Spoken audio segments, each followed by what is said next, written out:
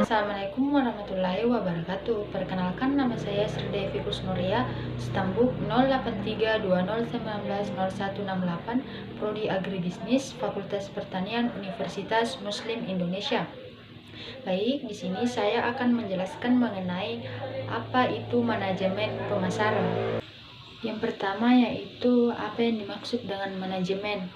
Nah, manajemen sendiri ketahui yaitu berasal dari bahasa Prancis kuno yang berarti seni mengatur dan melaksanakan, dan pengertian secara umumnya yaitu suatu proses bagi seseorang agar dapat mengatur segala sesuatu yang dikerjakan oleh individu atau kelompok untuk mencapai tujuan dan target yang diminta secara kooperatif dengan sumber daya yang tersedia. Nah, yang kedua yaitu pemasaran. Nah, pemasaran yaitu kegiatan menyeluruh dan terencana yang dilakukan oleh suatu perusahaan atau institusi dalam melakukan berbagai upaya agar mampu memenuhi permintaan pasar. Tujuan utamanya yaitu untuk memaksimalkan keuntungan dengan membuat strategi penjualan. Selanjutnya yang ketiga yaitu manajemen pemasaran menurut para ahli. Nah, di sini saya akan memberikan 3 manajemen pemasaran menurut para ahli. Yang pertama yaitu menurut Philip Kotler atau Armstrong. Dia mengatakan bahwa manajemen pemasaran ialah analisis, perencanaan, pelaksanaan, serta pengendalian atas program yang dirancang untuk menciptakan, membangun, serta mempertahankan pertukaran yang menguntungkan dengan pembeli pasaran, dengan maksud untuk mencapai sasaran organisasi. Yang kedua yaitu menurut Buchari Alma. Dia mengatakan bahwa manajemen pemasaran ialah merencanakan, pengarahan, serta pengawasan seluruh kegiatan pemasaran dalam perusahaan ataupun bagian dari pemasaran. Yang ketiga yaitu menurut Philip William Jessalz. Dia mengatakan bahwa manajemen pemasaran ialah merencanakan, pengarahan, serta pengawasan seluruh kegiatan pemasaran perusahaan ataupun bagian dari perusahaan.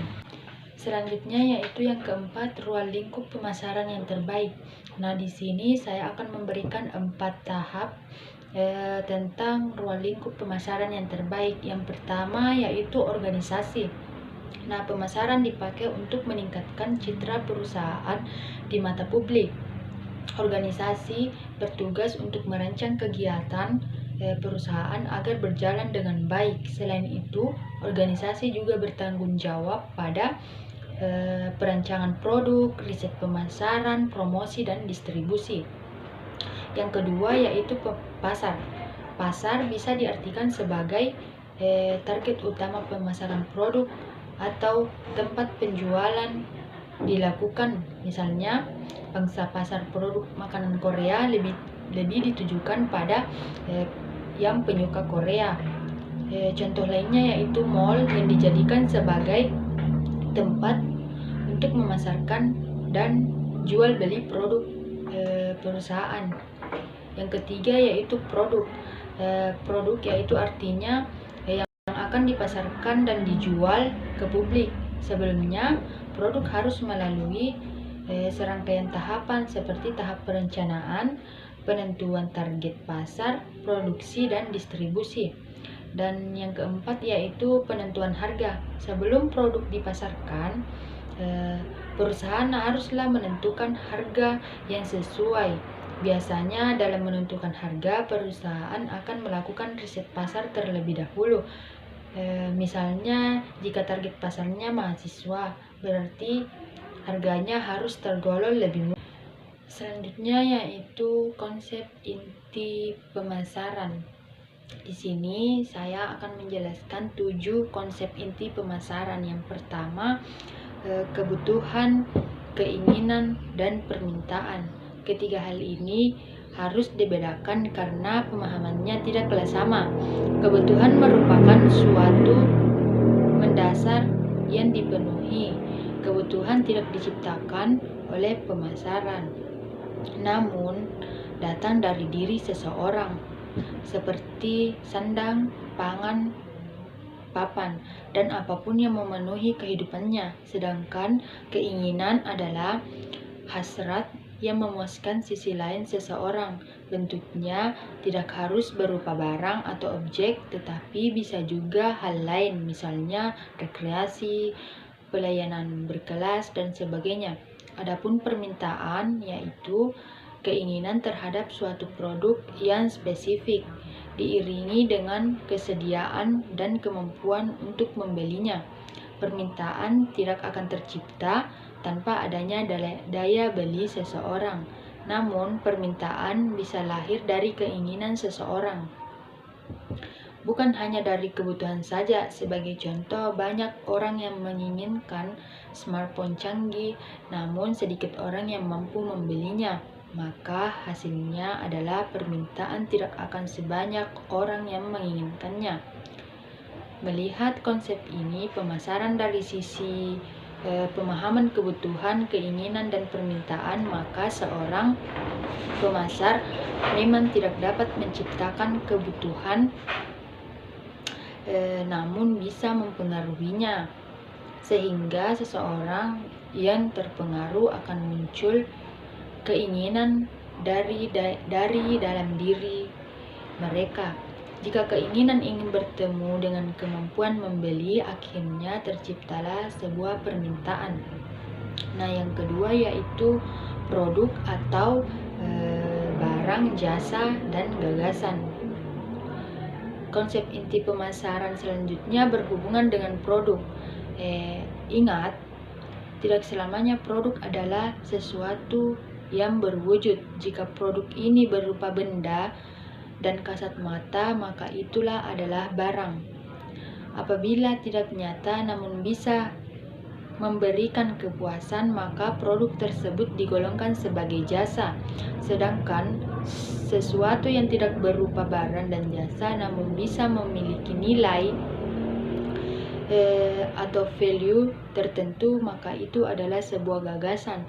Ketiga hal ini harus diperhatikan oleh seseorang pemasar agar dapat ditawarkan secara tepat.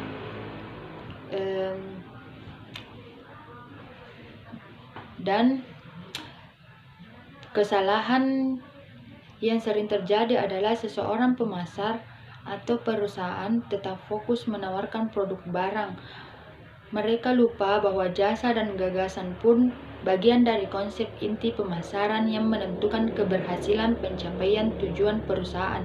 Maka perlu diperhatikan kebutuhan konsumen berdasarkan perbedaan ketiga produk ini. Yang ketiga yaitu nilai, biaya, dan kepuasan. Di sini keputusan pembeli seorang konsumen tidak hanya didasari dengan harga barang atau jasa. Ada hal lain yang menjadi faktor pertimbangannya, yaitu nilai yang terkandung di dalamnya serta kepuasan yang diperoleh. Nilai yaitu total biaya yang dihadapkan dengan kemampuan produk dalam memenuhi kepuasan. Adapun biaya yaitu jumlah uang yang dikorbankan seseorang untuk memenuhi kebutuhan atau keinginan. Jadi biaya ini ada dan harus dipenuhi oleh seseorang konsumen untuk mendapatkan sesuatu. Dan satu lagi yaitu kepuasan. Kepuasan ini adalah bagian yang sulit diukur dalam konsep inti pemasaran, sifatnya sangat subjektif dan cenderung dipengaruhi oleh gaya hidup seseorang. Semakin tinggi standar hidupnya, maka kepuasannya akan semakin sulit dipenuhi dan ditebak. Dan yang keempat yaitu pertukaran dan transaksi. Pada dasarnya, seseorang dapat memenuhi kebutuhan akan produk melalui 4 cara, yaitu memproduksi sendiri, mengambil dari orang lain, dan dengan cara memaksa, meminta bantuan orang lain, dan melakukan pertukaran. Konsep pemasaran Konsep inti pemasaran ini berfokus pada aktivitas pertukaran sebagai awal mula lahirnya sebuah transaksi. Konsep awal pertukaran adalah barter, seperti orang-orang zaman dulu.